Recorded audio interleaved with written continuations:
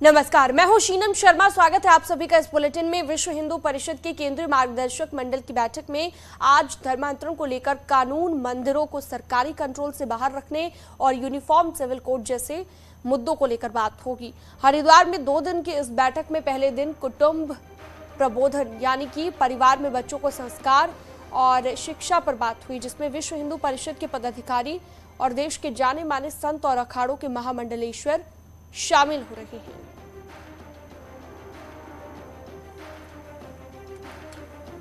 ईसाई मिशनरी और जो इस्लाम के कुछ वर्ग के माध्यम से जो लव जिहाद जैसे अनेक धर्मांतरण के प्रयत्न हो रहे हैं, तो हिंदू समाज ने स्वयं की रक्षा के लिए क्या करना चाहिए, तो धर्मांतरण की समस्या को लेकर यहाँ पर पूज्य संतों का मार्गदर्शन होगा।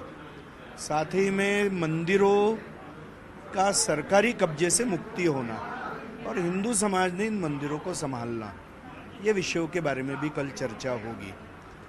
कई संतों के मन में कॉमन सिविल कोड, क्योंकि उत्तराखंड में बैठे उत्तराखंड ने घोषित किया है, तो उसके बारे में भी मंथन चल रहा है। तो ऐसे अनेक विषय।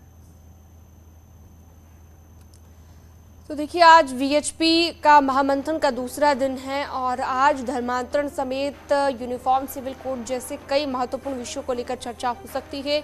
कई मुद्दों पर वीएचपी आज मंथन करेगी। हालांकि आपको बता दें, कल भी कई बड़े पदाधिकारी मौजूद रहे और उनकी मौजूदगी में मंथन और अन्य अन्य प्रयोजन प्रकल्प हमारे चल रहे। हम ये चाहते हैं कि मुसलमान यहीं जन्मे हैं, यही उनकी जन्मभूमि है, मातृभूमि है। और बाबर के साथ 1400 मुसलमान आए थे, बाकी को सभी यहाँ कन्वर्ट किया गया। मैं एक बात कहा, तो कई मुद्दों को लेकर वीएचपी का आज मंथन रहेगा और कुछ संतों को भी आपने अभी सुना। आज धर्मांतरण के मुद्दे पर तो चर्चा होगी ही, साथ ही यूनिफॉर्म सिविल कोड को लेकर जब बार बार बीजेपी जिसके बारे में बात कर चुकी है, अब विश्व हिंदू परिषद भी इस पर चर्चा करेगा, मंथन करेगा। हरिद्वार से सुनील नवप्रभात मेरे सहयोगी जुड़ गए हैं ज्यादा जानकारी के साथ। सुनील, आज महामंथन का ये दूसरा दिन है वीएचपी का। दूसरे दिन किन किन महत्वपूर्ण विषयों पर चर्चा हो सकती है, क्योंकि यूनिफॉर्म सिविल कोड को लेकर भी चर्चा की बात कही जा रही है और साथ ही साथ धर्मांतरण के मुद्दे को लेकर भी।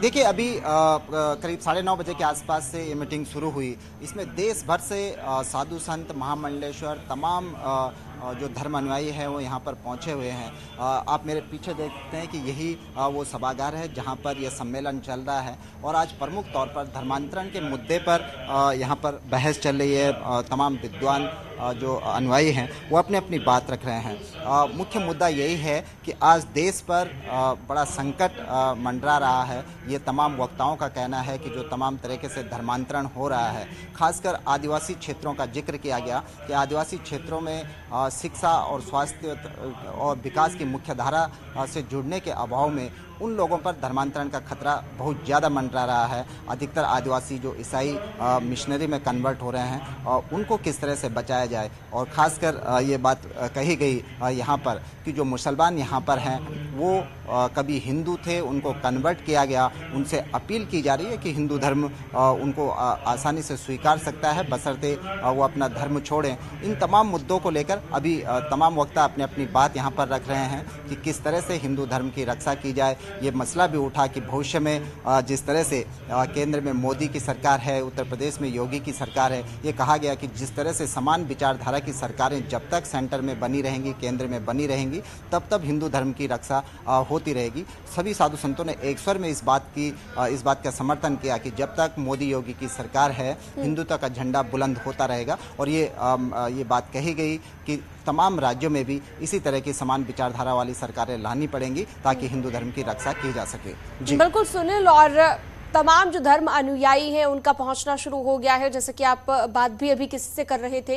कितनी देर में ये बैठक शुरू होगी, कोई जानकारी इस बात को लेकर, क्योंकि कल भी दोपहर बाद इसकी शुरुआत हुई थी?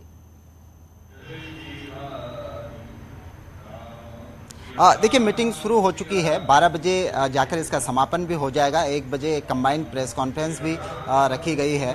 तो देश भर के कोने कोने से यहाँ पर साधु संत पहुँचे हुए हैं और प्रत्येक व्यक्ति अपनी अपनी बात रख रहा है कि किस तरह से उनके क्षेत्रों में धर्मांतरण हो रहा है, किस तरह से वो लोग प्रचार प्रसार कर रहे हैं हिंदू धर्म का।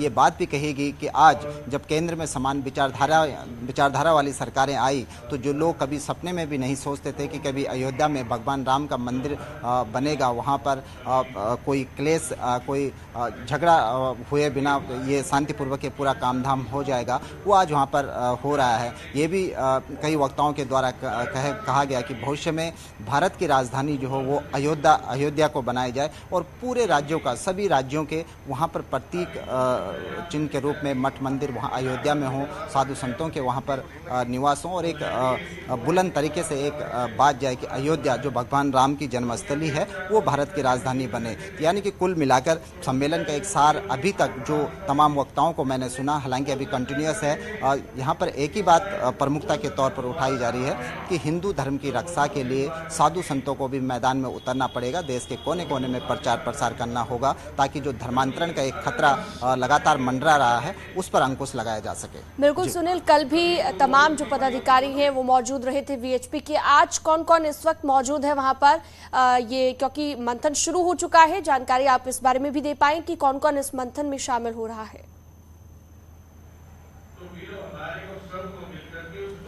देखिए बड़ी संख्या में साधु संत हैं, करीब 400 के आसपास की ये संख्या होगी। आप मेरे पीछे ये हॉल देख सकते हैं, इसमें मीडिया की सीधे तौर पर एंट्री नहीं है। बड़ी संख्या में देश भर के कोने कोने से यहाँ पर साधु संत पहुँचे हुए हैं। एक दो का नाम लेना मुश्किल होगा क्योंकि बड़ी संख्या में देश भर से जो बीएचपी का जो केंद्रीय मार्गदर्शक मंडल है उसके पदाधिकारी तो इसमें मौजूद हैं ही। इसके अलावा भी विभिन्न मठ और मंदिरों से जो साधु संत हैं, महामंडलेश्वर हैं, पीठाधीश्वर हैं, वो इसमें शिरकत कर रहे हैं। हरिद्वार से भी बड़ी संख्या में यहाँ पर साधु संत मौजूद हैं और सभी को एक मौका दिया जा रहा है कि वो अपनी बात रखें कि किस तरह से आज जो हिंदू धर्म है वो संकट के दौर से गुजर रहा है, किस तरह से जो धर्मांतरण का मुद्दा है वो हावी होता जा रहा है। खासकर ज्ञानवापी मसले पर भी बात की गई कि मुसलमानों को एक उदार हृदय से ये बात स्वीकार कर लेनी चाहिए कि एक समय में जो तमाम आज मंदिर जो मस्जिद बनी हुए हैं, सपोज ज्ञानवापी का ही मसला उठा